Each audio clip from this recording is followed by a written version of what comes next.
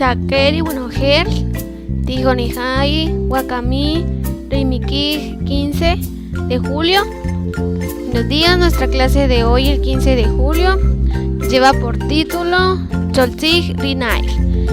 Es los sentimientos. Como podemos ver acá las imágenes, vamos a aprender 5 sentimientos en Kaqchikel.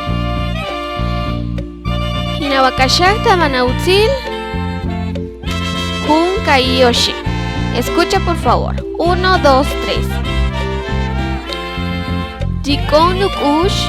Cuando estoy aburrido, voy a decir Shiko Nukush en Kaqchikel. Cuando sonrío, Jitsen. Jitsen.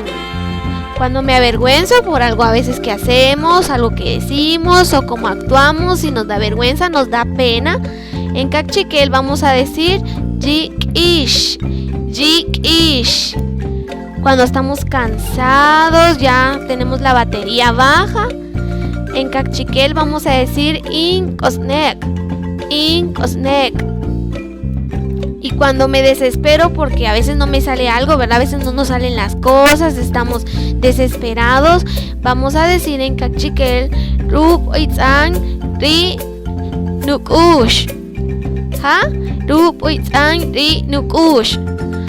Punchik, vamos a repetir otra vez. Joakashan, ¿ja? Jiko Nukush. Estoy aburrido. Jitsen. Sonrío. Jik-ish. Me avergüenzo, me apeno. Inkosnak. Cansado. Estoy cansado. Rupuizan y Nukush. Estoy desesperado. ¿Ja?